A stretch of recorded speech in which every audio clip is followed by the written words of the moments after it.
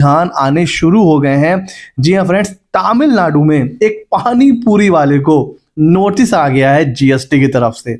मतलब एक सड़क के किनारे ठेला लगाने वाला पानी पूरी वाला, उसको डिपार्टमेंट नोटिस भेजता है, समन भेजता है और कहता है कि आप डिपार्टमेंट आइए ये डॉक्यूमेंट्स लेने के बाद। यूपीआई से हम कितना लेन देन कर सकते हैं। देखिए आज के टाइम में कोई भी पर्सन ऐसा नहीं है जो यूपीआई का लेन देन नहीं करता है।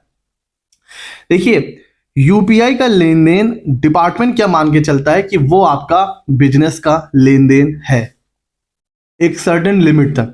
देखिए बहुत डिटेल में तो हम लोग नहीं जाएंगे, मैं आपको सिंपली बता दे रहा हूं। 20,000 से ऊपर आप ना किसी को लोन ना दे सकते हो ना ले सकते हो, मतलब कैश में, ठीक है, बैंक के थ्रू ले सकते हो। तो आप यूपीआई से, कई बार ऐसा होता है ना कि अब मेरे पास कैश पड़ा हुआ है तो एक काम करो, कैश जो है मेरे से ले लो और मुझे आप क्या करो अकाउंट में ट्रांसफर कर दो। अब हमें भी लगता है जो हमें कैश चाहिए हम इनको अकाउंट में भेज देते हैं। जिसको कैश मिला कोई टेंशन नहीं, बट जिसके अकाउंट में पैसा जा रहा है ना, ठीक है एक दो बार चलता है, लेकिन लोग क्या करते हैं इसी को हैबिट बना लेते हैं। इतने ज्यादा ट्रांजैक्शन हो जाते हैं, आराम से वो यूपीआई से पैसा ले रहे हैं दे रहे हैं बिना ये सोचे कि इसका कॉन्सिक्वेंसेस क्या हो सकता है। नोटिस को पढ़िए पहले। नोटिस में क्या कहा गया है कि based on the report received from rather पे एंड फोन पे। अभी जल्दी एक वीडियो में हमने डिस्कस कराया कि जितनी भी यूपीआई ऐप है कहीं ना कहीं आरबीआई को कंट्रोल करता है और ये लोग उनको रिपोर्ट भी देते हैं। तो ये कह रहे हैं कि भाई हमें ये पता चला है कि आपके जो आउटवर्ड सप्लाई है ना गुड्स या सर्विस की, जो आपने पेमेंट रिसीव किया है फॉर द फाइनेंशियल ईयर 21-22, 22-23 और 23-24 आर इज बिलो। अच्छा अब नोटिस में भी देखिए क्या है, यहां पर क्या लिखा हुआ है कि हमारे पास इंफॉर्मेशन आई है 3 सालों की, 21-22, 22-23, 23-24, बट जो डिटेल दी है सिर्फ 23-24 की है। खैर वो एक अलग मैटर है, उसको बाद में देखेंगे।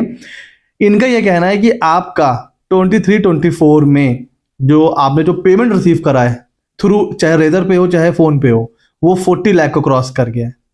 ठीक हो गया। Further analysis shows that you have not registered under the provision of GST act, Tamil Nadu GST act. भाई आपका जो टर्नओवर है वो तो 40 लाख क्रॉस है, बट आपने जीएसटी में रजिस्ट्रेशन नहीं लिया है, इसीलिए एक समन आया है to appear in person and to produce documents. Bank account लेके जाइए, बुक्स ऑफ अकाउंट अगर बना रहे हैं लेके जाइए। अब एक पानी पूरी वाला क्या ही मेंटेन कर रहा होगा, बट वो सब लेके जाइए और अब आप प्रूफ करिए कि ये जो पैसा आपको मिला है ये अदर देन बिजनेस का है। अब अदर देन बिजनेस का है मतलब आपने किसी से लोन ले रखा है, आपने लोन लिया हुआ है, या पहले आपने लोन दिया था वो आपको रीपे हुआ है, ये सब आपको प्रूफ करना है वहां पर। अगर आप ये प्रूफ कर ले गए कि ये पूरा का पूरा पैसा पर्सनल नेचर का है, कोई टेंशन नहीं है। लेकिन अगर ये पूरा बिजनेस का पैसा है, जो कि बिजनेस का ही होगा, बिकॉज एक नॉर्मल पर्सन के अकाउंट में इतना पैसा नहीं आ सकता, तो अब इनको क्या करना है, डिपार्टमेंट का ये कहना है कि आप डिपार्टमेंट आइए, प्रूफ करिए। प्रूफ नहीं कर पाएंगे तो वहीं इनका जीएसटी रजिस्ट्रेशन करवा दिया जाएगा, जो पेनाल्टी है इंटरेस्ट है जो भी है वो लगेगा। हमें पता है भाई अगर हम सर्विस में इन्वॉल्व हैं तो 20 लाख हमारी लिमिट है जीएसटी की। अगर हम गुड्स वगैरह में है, ट्रेडिंग वगैरह में है तो 40 लाख है। गुड्स एंड सर्विस दोनों में है तो फिर 20 लाख की लिमिट है। अब आप मुझे बताइए एक पानी पूरी वाला, अब आप मुझे बताइएगा एक पानी पूरी वाला क्या सिर्फ गुड्स में इन्वॉल्व है या सिर्फ सर्विस में इन्वॉल्व है कि दोनों में इन्वॉल्व है?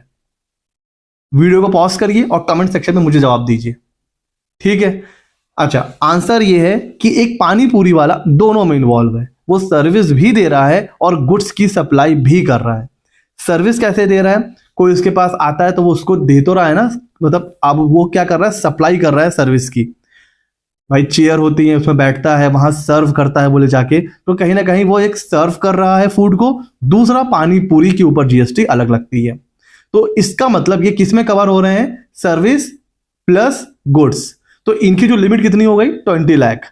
कितना पैसा ले चुके हैं 40 लाख। कितना प्रूफ करेंगे पर्सनल नेचर का, प्रूफ करते करते भी 20 लाख से ऊपर ही आएगा बिजनेस रिसिट और इनको जीएसटी करवाना ही पड़ेगा। तो जो लोग धड़ल्ले से यूपीआई का लेन देन करते हैं कि यार मुझे कैश की नीड है, मुझे पैसा दे दो और कैश ले लो, और मतलब हम लोग करते रहते हैं, संभल जाइए। और देखिए, अब आप मुझे बताइए कितना ये सही है कि ये जो छोटे छोटे बेचारे बिजनेसमैन हैं जो काम करते हैं, तो उनको इस तरह से नोटिस भेजना क्या सही है? क्योंकि देखिए, पहले क्या था, सब कुछ कैश में हो रहा है, कितना पैसा आ रहा है जा रहा है नहीं पता है। आज के टाइम में अगर एक रेड़ी वाला, अगर जो ठेला लगाते हैं सड़क के किनारे, वो यूपीआई नहीं रखेंगे तो शायद बिजनेस भी नहीं कर पाएंगे।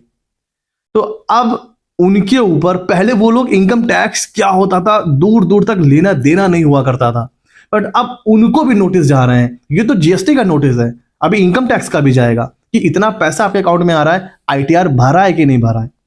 मतलब आप देख रहे हो ना कि यूपीआई के थ्रू जो डिपार्टमेंट है वो अब सबके ऊपर नजर रख रहा है, सबका अकाउंट्स उसके पास है। तो यूपीआई का लेन देन कभी भी करिए, बहुत संभल कर करिए।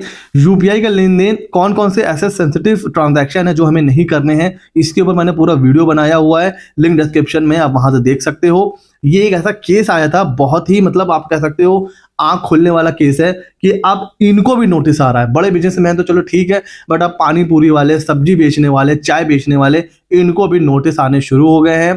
तो भाई अगर आप भी करते हो ट्रांजैक्शन, तो अब मतलब कहने का मतलब है अलग अलग रखिए। बिजनेस ट्रांजैक्शन के लिए अलग अकाउंट रखिए, पर्सनल के लिए अलग रखिए, ताकि अगर कोई नोटिस आता है तो कल को आप प्रूफ कर पाओ कि ये भाई पूरा बिजनेस का है और ये पर्सनल का है। सब एक साथ रखते हो, टर्नओवर ज्यादा हो जाता है, नोटिस आता है, फिर आपको परेशान होना पड़ता है। बिकॉज अब सारी एंट्री एक ही में रहेगी तो ना आप प्रूफ कर पाओगे और ना ही डिपार्टमेंट उसको इतनी इजीली एक्सेप्ट करेगा। तो आपके अगर क्लाइंट हैं, आप खुद ऐसे काम में इन्वॉल्व हो, आपके जानने में कोई है, तो उस तक ये वीडियो जरूर शेयर करिए कि भाई देख करके प्रॉपर रिकॉर्ड मेंटेन करके आप बिजनेस करिए। बिकॉज वो टाइम चला गया कि सब कुछ कैश में होता था, कोई पूछ नहीं है। अब आपके ऊपर सरकार की है एकदम पैनी नजर, नोटिस कभी भी आ सकता है। कैसा लगा वीडियो जरूर बताइए।